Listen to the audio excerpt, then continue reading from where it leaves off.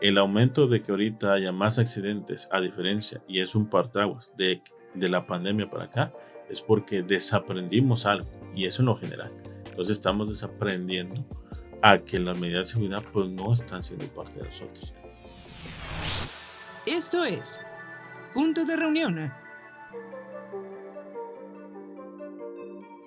Hoy, en Punto de Reunión, estará con nosotros el ingeniero Moisés Israel Ortega. Él es gerente general de Grupo ORMI, organismo especializado en asesorar y capacitar de manera integral a empresas del sector industrial, comercial y de servicios, en temas de seguridad industrial, salud en el trabajo y medio ambiente. Con base en las necesidades que tienen las empresas en el cumplimiento de las normas oficiales mexicanas ante la Secretaría del Trabajo y Prevención Social.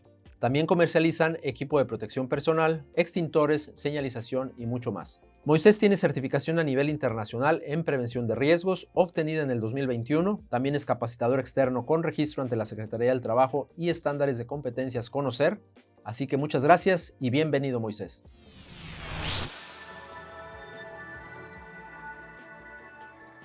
Hola, ¿qué tal, guardavidas? Muchas gracias por estar con nosotros en un episodio más de Punto de Reunión, el podcast del Hub de Seguridad. Y hoy muy contentos de que vamos a platicar con un experto, un especialista que además es amigo aquí de la plataforma del Hub de Seguridad, nos ha asesorado bastante. Gracias por estar con nosotros, Moisés. Buenas tardes, muchas gracias. Muchas gracias y pues bueno, para empezar en tu temática, en el expertise que tú tienes de seguridad industrial, capacitación, equipo de protección personal, me gustaría que nos platicaras un poquito de tu trayectoria profesional. Entiendo que todos a lo largo de nuestra educación básica vamos formándonos y vamos pensando qué queremos estudiar y a qué nos queremos dedicar. ¿Cómo nació este gusto por el área en la que tú te desempeñaste? ¿Fue algo fortuito o lo fuiste planeando desde más chico? Mira, realmente yo siempre me he catalogado como un error de la seguridad, porque mi papá o la persona que me crió es un constructor muy reconocido de la ciudad de Veracruz, o en su momento fue muy reconocido. Entonces yo con él empecé desde muy chico, me llevaba a las obras y todo. Es algo que pues traigo desde la infancia, pero ya a los 18 años yo no sabía bien qué quería estudiar. Yo quería ser médico, yo quería ser administrador, yo quería ser ingeniero civil, pero al final no sabía qué quería estudiar. Entonces hubo la oportunidad de irme a la ciudad de Poza Rica o la zona circundante de Poza Rica a un proyecto que se llamaba Chicontepec 2 en su momento. De ahí le cambiaron hacia Ciudad del Golfo. Entonces, cuando yo llego allá, pues yo sé operar maquinaria pesada, yo sé, pues a veces ayudaba a los mecánicos y todo eso. Entonces, llego allá y pues no sabía qué iba, la verdad. Los primeros días pues no sabía qué iba. Entonces, me dijeron, pues aquí está el trabajo y ¿qué quieres? O sea, como que quieres hacer, Leo, pues lo que me pongan a hacer, ¿Por dónde quieres empezar? Sí. Así es. Entonces, agarran y había un biólogo que iba por partes y le decían, oye, el biólogo no tiene ayudante. ¿Qué hace el biólogo? Pues el biólogo ahorita nos está ayudando en todo lo de seguridad y todo eso. Entonces, ahí yo empecé con esta parte de la seguridad, realmente sin saber nada, porque la mayoría de las obras de construcción así es. No se maneja, o en ese momento no se maneja mucho la seguridad, aunque tiene muchos años la seguridad, salud en trabajo y todo lo que se maneje. Ahora en la actualidad, como seguridad integral, en ese momento pues era un adicional que muchas empresas empezaban a trabajar con Pemex o con alguna otra. Entonces ahí es donde yo empecé. A los 18 años, en este caso, no sabiendo nada. Lo que me dijo el biólogo en su momento fue, ¿te gusta leer? Y yo le dije, no. Porque realmente yo venía de salir de la prepa y, te soy franco, yo aprendí a estudiar ya después de que empecé con la muchos seguridad. nos pasó lo mismo. Entonces, realmente yo, así fue como empecé. Empecé a leer, me mandaban a cursos, me empezó a gustar, la verdad. Entonces, yo por eso digo que soy un error de la seguridad, porque fue como empecé. Que en este caso, fortuito. Así es, porque yo traía mucho la escuela de la gente de trabajo. De hecho, yo entiendo mucho la parte de la gente que está en campo, porque yo así empecé, como obrero, vamos a poner así. Aunque yo era el hijo del jefe, del patrón, como quiera, yo empecé. Eso también se vuelve una carga, ¿no? Tener Sí. esa referencia paterna que te comparen siempre y ese nivel y esa situación te presiona un poquito de más. Fíjate que yo tengo una historia muy similar. Yo soy ingeniero de sistemas y pues bueno, después cuando me decidí a emprender y a salirme de la carrera que yo desempeñaba, pues fue un giro también completamente radical ahora a estar en la fabricación de equipos de seguridad industrial. que justamente, como te pasó a ti, pues yo entré como caso fortuito a aprender de la industria. Y cosas que aprendimos y que estoy seguro que te pasó a ti también es cómo hay poca relevancia en la gran mayoría de las industrias a temas de seguridad industrial, ¿no? Se fijan mucho más a lo mejor los grandes corporativos o las grandes paraestatales como CFE, como Pemex, que sí tienen unos estándares y unos requerimientos y unas exigencias. Sin embargo, a mí me tocó ver eso, que había un gran porcentaje de empresas y de hecho, de acuerdo a un artículo del Economista del año pasado, con cifras del cierre del 2022, decía que había habido un aumento en esos últimos 12 meses del 2022 del 15% en accidentes laborales. Esta situación pues refuerza lo que decía hace un momento, que hay una gran necesidad, hay un gran hueco en la cultura de prevención y de seguridad industrial. Me gustaría saber qué opinas al respecto y cómo viste esta transición en estos, pues a lo mejor, no sé, 10 o 12 años que tienes en este segmento, y cómo lo has visto que ha evolucionado. Pues sí, he visto mayor entendimiento de que hay que tener las áreas de seguridad ya como tal. Lo que estamos todavía, y eso es lo que nos dicen los sistemas, es trabajando mucho en la parte de la cultura. Hasta donde tenemos la definición de cultura, para que algo se considere cultura tiene que ser al menos 10 años ininterrumpidos. La mayoría de las empresas en México, si tú tienes un proyecto ahorita, desafortunadamente, termina ese proyecto y no le das el seguimiento.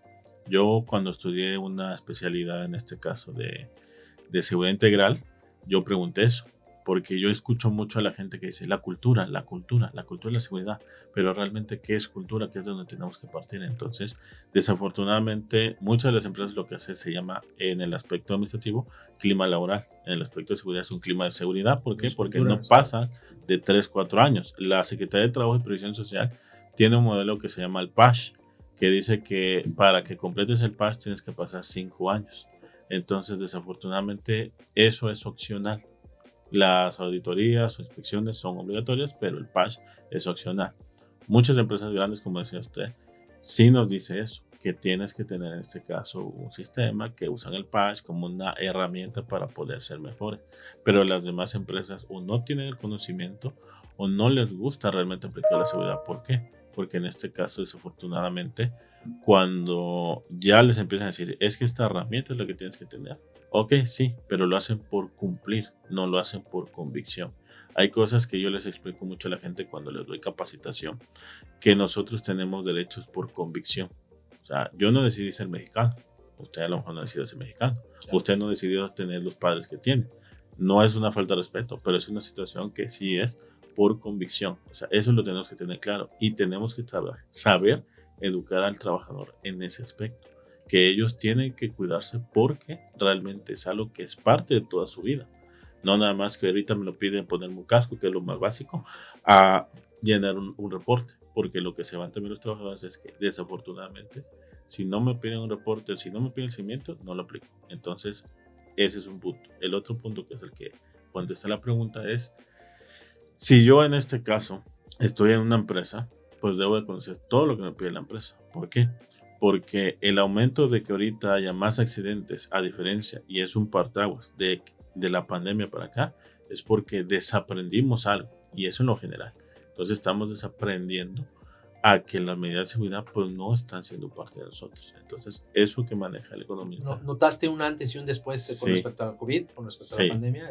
Creo que fue muy evidente, ¿no? Nos concientizó a muchas cosas que tenían que ver con higiene personal, con cuidados personales, pero a nivel laboral, pues también en prácticas que no se daban y que eran absurdo que no se dieran. Y hoy, pues gracias de pronto a esta necesidad y a forzarnos después del COVID a incrementar. Pero ¿por qué crees que se haya dado hace un año, en el 2022, un incremento en accidentes? ¿Es un exceso de confianza nuevamente post-COVID o qué pasaría? Sí, exactamente. Fue un exceso de confianza y, por ejemplo, aquí en México, a diferencia de otros países, no puedo hablar por otros países, pero relajamos mucho las medidas a partir de que empezaron esto de los semáforos, de las aperturas a los comercios y a las empresas. Porque realmente cuando nos pedían el protocolo COVID, era tanta la exigencia y la demanda que lo que hacían era meter y ya está. ¿Qué hizo el gobierno para evitar que pasara esa situación?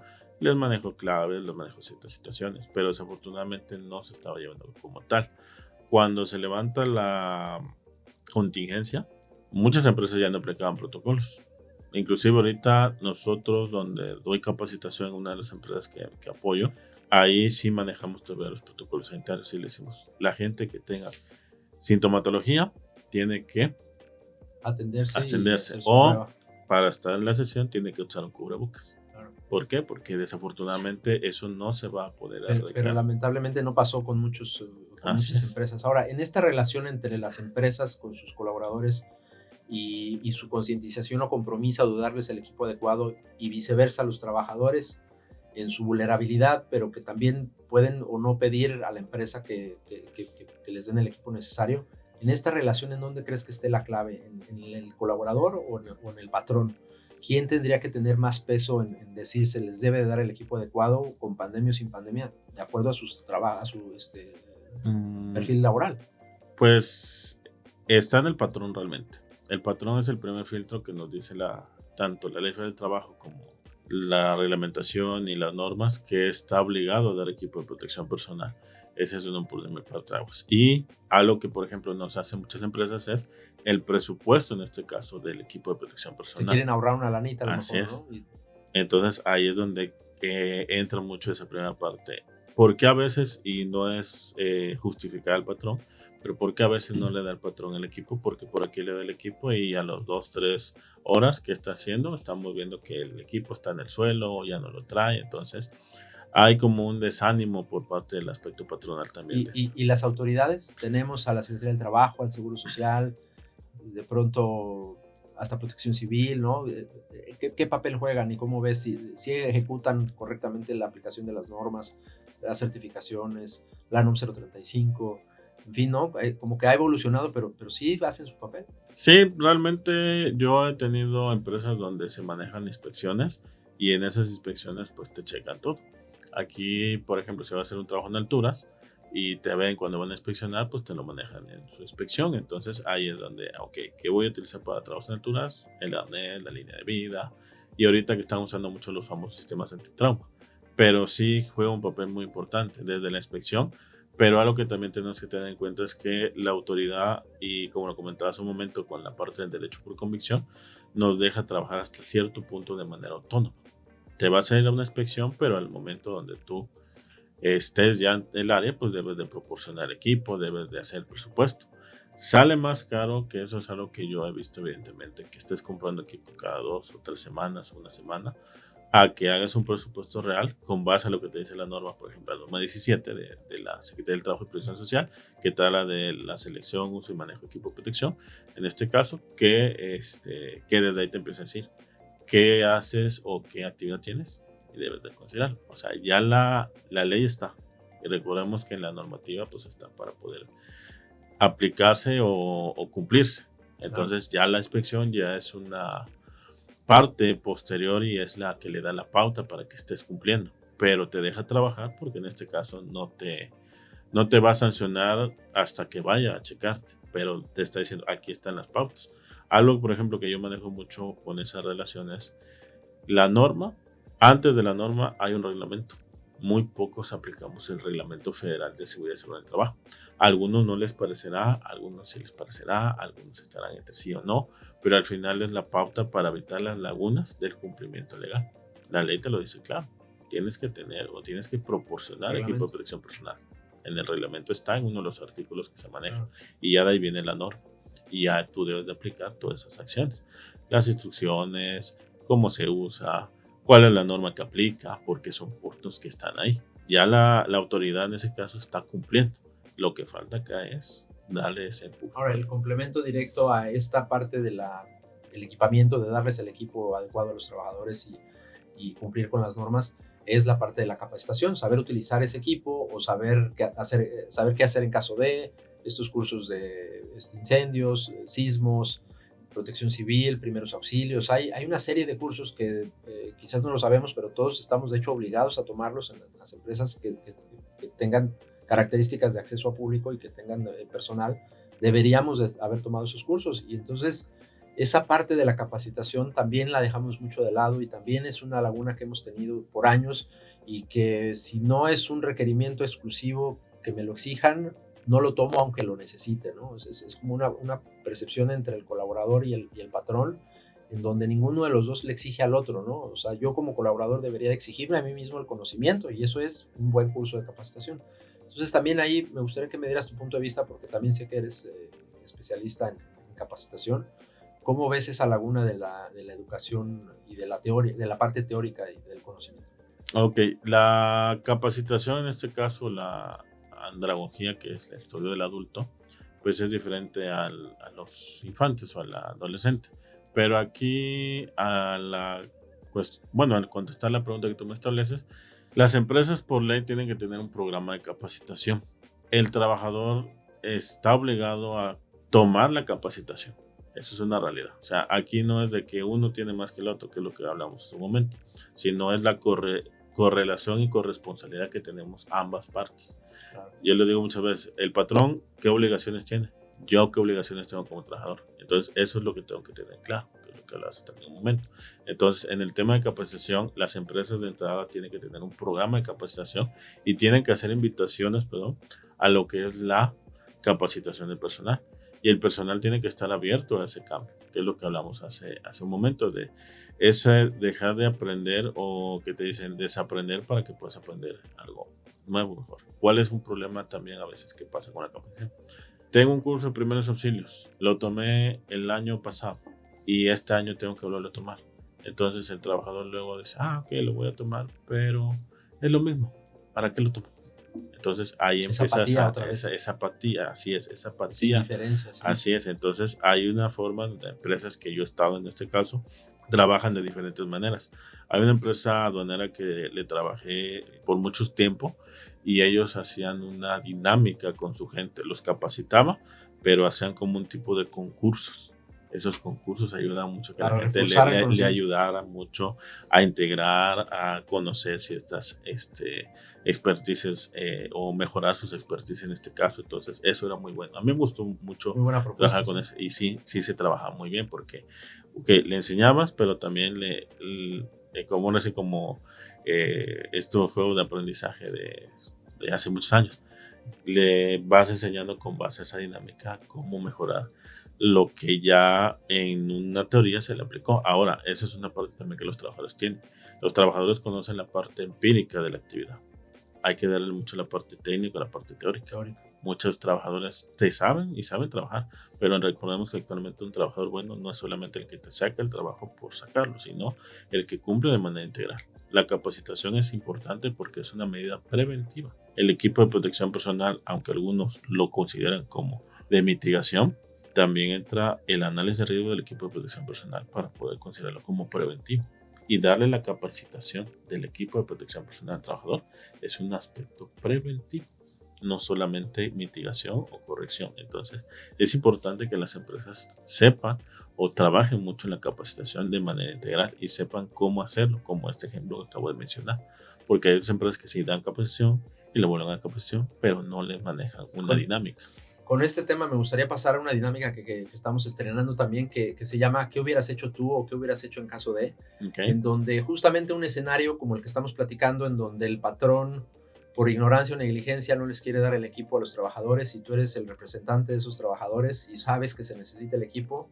Entonces la pregunta concreta es, ¿qué hubieras hecho tú por negociar o por acercarse de una buena manera con argumentos sólidos sobre todo al patrón para explicarle por qué es importante tener el equipo? 2 o 3 argumentos que le sirvan a nuestros guardavidas, a nuestros radioescuchas de este podcast, porque pues creo que muchos hemos estado en esa situación y no sabemos, pues no confrontar, porque no quiero que me tachen de rebelde, pero sí acercarse de la mejor manera diciendo las palabras correctas, creo que ayudaría muchísimo. ¿Qué hubiera hecho yo? Okay. Bueno, si soy representante de los trabajadores, primero, ir con mi comisión de seguridad, porque la comisión de seguridad en este caso es la que nos ayuda de una forma paralela a los servicios preventivos. Entonces ellos tienen ese voz y voto de decir, oye, ¿sabes qué? Esto no está bien, esto está. Entonces hay que ver la parte de la comisión. La segunda parte, si a lo mejor yo soy parte de esa comisión, es establecer con el patrón los criterios del por qué en este caso se le debe dar equipo de protección personal a la gente en un aspecto de actividades que es diverso. Y la otra que a lo mejor a mí me ha funcionado en algunas empresas con las que he trabajado es donde le duele el patrón, la multa. Entonces ahí establecer que si nosotros no le damos equipo de protección personal al trabajador, o si no se tiene o si no se aplica, nos pueden sancionar. Y ahí es donde también es muy importante luego para las empresas. El riesgo a recibir una multa, el riesgo a que incremente tu cuota en el seguro social por incidentes de trabajo. Así es. Entonces ahí es donde se juega mucho esa parte. ¿Vale? Que nos cuente una multa de pronto que haya recibido alguien por este tipo de omisiones, ¿no? Claro, las multas que son... Bueno, ¿a cuánto llega una multa? Como bien se pregunto. Una multa va desde los 200, bueno, desde los 50 UMAS, que es como se maneja, hasta los 5,000. De 50 a 5,000 UMAS. Las de seguridad, las mínimas son como de 13,000, 14,000 pesos. La más alta es más de 1,000,000. Por ejemplo, la norma 35, que es una que habló hace rato, es una medida de seguridad. Si no se aplica como tal, en este caso son de 2,500 de 250 suma a 5,000. Entonces ahí más o menos en números venía siendo 500,000 lo máximo. Porque cuando se hacen ese es el ahorro que le vas a hacer a la empresa. Yo, por ejemplo, cuando luego les hago presupuestos a la empresa, sí les manejo eso. A ver, ¿qué es lo que haces? ¿Por qué? Porque en este caso te auditan o inspeccionan por puntos de norma. No te inspeccionan. La norma 1, la norma no es como otras. Aquí es, la norma 1 tiene el numeral 5. Casi todas las normas tienen el numeral del patrón que es el 5. Entonces el 5 tiene de 1. Ahí me ha tocado hasta 20. Si no fue la memoria ahorita. Entonces cada uno que no se esté cumpliendo aplica. Vamos a poner tener equipo de protección personal o darle el equipo de protección personal. Y aparte viene un rubro en la normativa que te dice que debe de darle el equipo de protección personal. O sea, es el numeral que está ahí más el otro numeral. Entonces eso es lo que se va aumentando. La multa también equivale ya en un aspecto a la capacidad económica de la empresa, porque también no vas a multar a una empresa que tiene una capacidad menor, no sé, unos 5 millones, y le vas a multar con 3 o 4 porque la vas a matar. Pero, entonces, en resumen, hay un sentido financiero directo, que es el ahorro en el caso de riesgo a recibir las multas, que son altísimas.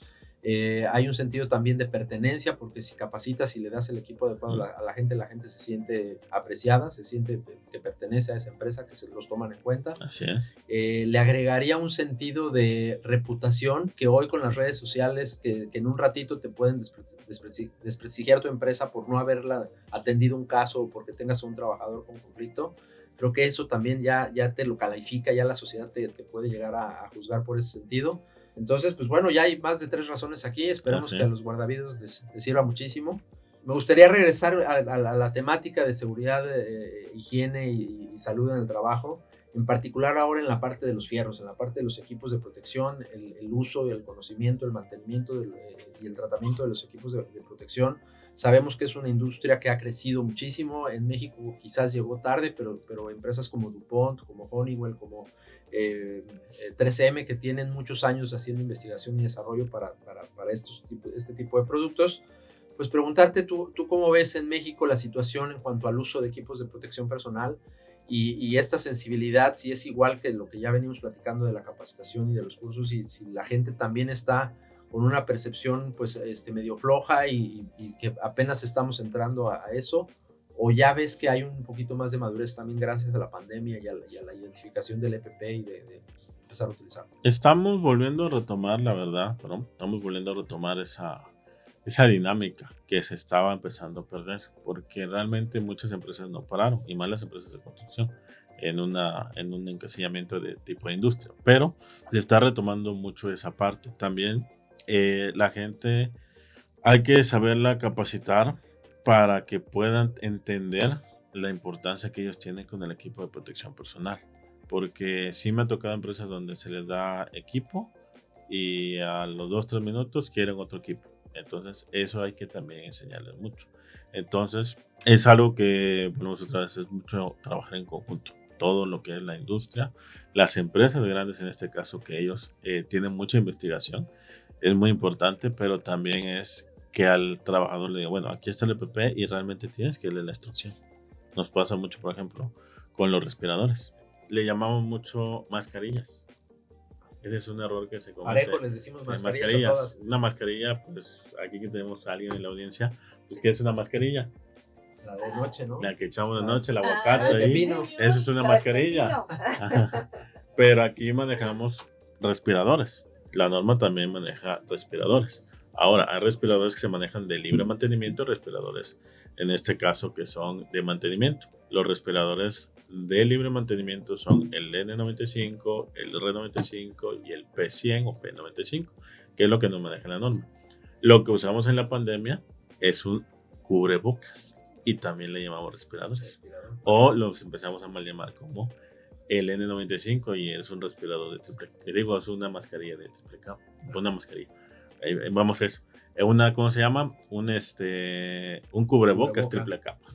Ese es un ejemplo. Pero, por ejemplo, las empresas que usted mencionó, 3M, que vienen siendo a veces de las mismas, creo, si no me falla la memoria, pero imagínense que le llaman a su producto de esa manera, pues se está revolcando el que se quebró la cabeza haciendo todo eso. Claro. Y la otra es diferenciar cuándo necesito un respirador de libre mantenimiento, cuando necesito un respirador de mantenimiento, porque hay partículas, moléculas que ellos investigan todo eso. Las demás empresas, pues desafortunadamente, ven, cumplen con la norma y vamos, que ese es un punto que también... En un segmento muy cercano al de la fabricación de equipo de protección personal está el de herramientas en general, ¿no? Y entonces, de pronto empezamos a ver que, pues bueno, la industria de herramientas siempre ha existido en México, pero de un tiempo para acá se empezaron a entrar marcas piratas, por ejemplo, de grandes marcas como Trooper y otras. Pues de pronto había marcas piratas de esos equipos y pues de bajísima calidad y tal, ¿no? Y se descomponían y te causaban más un problema que un beneficio. Y entonces con los equipos de protección personal, justo con la pandemia, veíamos cantidad de marcas piratas. Y eso creo que también ya está pasando en otros equipos, ¿no? En cascos que no cumplen con las normas, en guantes que te dicen es un guante de un nivel anticorte y es de otro inferior. Entonces, pues ahí, ¿qué recomendaciones hay para que pues, podamos conocer un poquito más o sepamos en dónde encontrar más información para diferenciar las calidades, las certificaciones? ¿Cómo puedo saber si el producto tiene o no certificación? Algo que yo recomiendo, que es el ejemplo de las herramientas y que es parte de hacer lo que es el uso correcto de las herramientas, que es una dinámica por la que yo manejo mucho. Primer punto, fichas técnicas.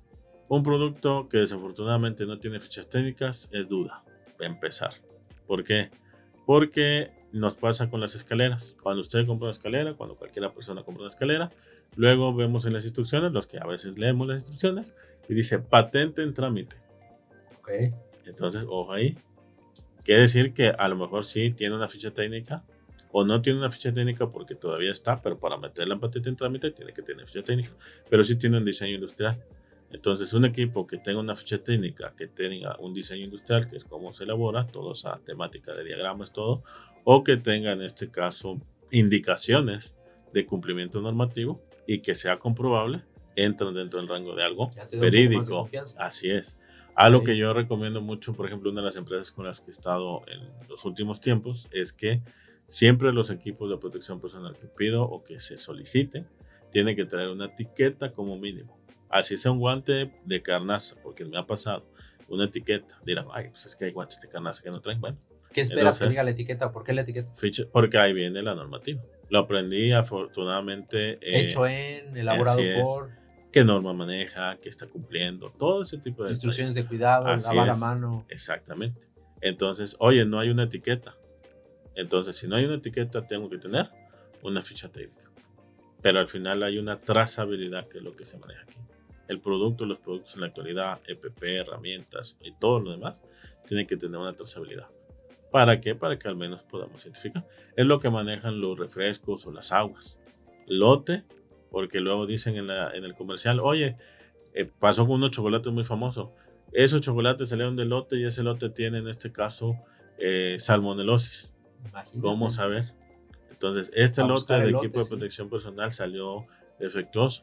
O por ejemplo, algo que ya me pasó hace algún tiempo, a mí me defraudaron. Y defraudan, hay mucha gente que la defraudan con el equipo de protección personal. Entonces, ¿cómo lo rastreo? Entonces, lo rastreo con un número de serie. Claro. Entonces, ahí tú vas pues aquí en México tenemos muchos en Estados Unidos le llaman creo que pulgas, pero tenemos muchos mercaditos o muchos lugares, Sí, oye, sí, ve, de Fayuca, y empiezas de a checar, y ahí puedes ver tianguis, si sí. realmente, entonces, eso te ayuda también mucho a tener una veracidad en tus equipos, en lo que estás comprando, con quién estás comprando, que realmente si hay gente que es deshonesta, te puede ayudar a ese tipo de acciones. Sí, y en algo tan delicado, pues la recomendación Sí. también sería no escatimar, ¿no? No irse Así por es. lo barato, porque pues eso te puede costar un dedo, en el Así mejor de es. los casos, o te puede costar la vida. Exactamente, yo les digo mucho a las empresas eso, o a la gente con la que trabajo. Si tú vas a dar un calzado, por ejemplo, que es algo que se debe de dar constantemente, no des un calzado, ahorita ya no tanto, porque ya subieron muchas cosas, pero antes había calzados de 150, de 200 pesos. Si tú vas a considerar, hay calzados muy buenos, ahorita por el precio y todo están entre los 400 y los 800 pesos. Y checa que cumple con la norma, porque es algo que debes de aplicar. Ahorita hay norma de todo y recomendaciones de todo, lineamientos de todo en este aspecto del equipo de protección personal. Entonces la recomendación siempre es todo lo que van a comprar de equipo de protección personal, que tenga su ficha técnica, que tenga su cumplimiento legal o que esté establecido en este caso bajo diseños industriales que lleven a ese tipo de acciones, porque si no, pues no es un equipo de seguridad. Pasa mucho, por ejemplo, hay obras que la gente se me olvidó el lente y compró un lente ahí en el malecón, esos que te venden de la aduana, que dicen, viene de la aduana, viene del barco, pero no es Y un lente tiene de su seguridad. etiquetita de protección Así UV. es. Entonces, ándale, exactamente. Pero luego cuando le dices, oye, por ejemplo, me pasó hace poco con un muchacho, le digo, si tú me enseñas en tu lente, porque le enseñé mi lente, si tú me enseñas que tu lente tiene la norma de cumplimiento, yo no te amonesto, porque también me tocó supervisar. Me enseñó el lente y me dice, no, jefe, me lo compré ahí en el mercado. No, pues ya. Ni modos. Es que eso y nada, o sea, de pronto es Así mejor no es. traer nada, ¿no? Porque eso nada, les hace más daño de pronto, les Exactamente, causa sí. otro tipo de problemas. Así es, sí, Claro. porque son lentes que no son convencional aspecto, que no tiene algún factor comercial, un lote o una norma a cumplir y eso les afecta. Porque un Sí, detalle claro. es que el lente, luego la gente se queja mucho hablando del lente, de que tiene un aumento, pero el aumento es por no es un aumento, es una percepción óptica que genera. Entonces eso también es donde entra el presupuesto del equipo de protección personal. Y esto aplica también en las compras que hacemos en casa para nuestras herramientas, para nuestro taladro, para los guantes que voy a ocupar. De pronto, pues de acuerdo a los presupuestos de cada quien, yo sé que no siempre se puede comprar el más bonito, el más caro, el más nuevo, pero tratar de no escatimar en la medida de lo posible, ¿no? Saber que el esfuerzo económico en invertir en una buena herramienta, en un buen equipo, vale la pena a largo plazo, te va a durar más tiempo, te va a garantizar la seguridad que necesitas y tendrá una probabilidad mucho más baja de falla. Pues la última y nos vamos. Sé que puede sonar un poquito difícil porque es una temática muy completa en la cual pues has estudiado mucho, has vivido muchas experiencias, pero ¿qué le dirías a nuestros guardavidas para motivarlos a que estudien más al respecto, a que se concienticen más? Quizás alguna experiencia personal de vida que te haya marcado, que les quieras compartir, algo que nos ayude a que se lleven esos mensajes de vida y esas claves que les pueden cambiar su forma de trabajo. Como yo lo decía al inicio, yo aprendí al revés. Yo aprendí primero siendo obrero, ayudando y todo eso, y ya de ahí me he vuelto, pues no sé si experto, ¿no? Pero me he vuelto un poquito de conocimientos. A mí me enseñaron hace muchos años una frase que en la empresa la manejo como un eslogan o como un aspecto de vida, y yo la reforcé. La frase dice, espera siempre lo inesperado. No sabemos qué nos depara el día de mañana. Pero algo que yo siempre le digo a toda la gente con la que trabajo, tienes que tener claro que el día de mañana va a llegar una persona que sabe más que tú. Entonces tienes que prepararte para ese día. Entonces eso es como que espera siempre lo inesperado, pero prepárate para lo inesperado. Es como cuando nosotros vamos a utilizar un extintor. Nadie quiere utilizar un extintor, pero hay que estar preparado para saber. En un sentido más activo, no tan pasivo de que a ver qué pasa, ¿no? Así es. Espera lo inesperado, pero a ver qué pasa, ¿no? También actúa. Actúa sobre ello. Entonces realmente hasta el día de hoy, yo saliendo de la carrera he estudiado más que estando en la misma carrera. O sea, nos debemos de seguir preparando siempre. Ahorita es un detalle que este tipo de herramientas son muy buenas, de los podcasts o todo ese tipo de herramientas, pero hay mucha gente que desafortunadamente lo usa para entretenimientos que no tienen algún valor educativo, como en el caso de aquí, o un valor profesional. Entonces, no es malo el entretenimiento, pero también hay que saber enfocar en diferentes factores. Entonces, esa sería como que mi reflexión, mi experiencia o lo que yo he vivido. Eso me lo dijo una persona que a mí me dijo que yo no servía para la seguridad. Y ese fue un motivante para mí. Claro. Y es lo que yo siempre he trabajado en eso. Buenísimo. Pues muy bien, ingeniero. Muchísimas gracias, Moisés. Como siempre, las puertas abiertas aquí en el Hub de Seguridad para ti, para tu conocimiento, para todo lo que nos has venido a compartir hoy aquí en el podcast. Estoy seguro que los guardavidas también estarán muy agradecidos y me gustaría pues solamente invitarte a que sigas participando con nosotros y que nos veamos por aquí muy pronto. Sí, claro que sí. Cada vez que guste va a venir. Sí, excelente. Y a todos nuestros guardavidas también agradecerles que nos hayan acompañado en este episodio. Esperemos que les sirvan mucho y como siempre les decimos, si nos quedamos con esta información para nosotros seguro que será muy útil, pero si la compartimos va a ser mucho más útil y vamos a ir cerrando esta brecha de conocimiento y de que estos incidentes que tanto subieron, pues que entre todos nos unamos para que bajen. Así que muchas gracias, muy atentos a lo que viene. Hasta la próxima.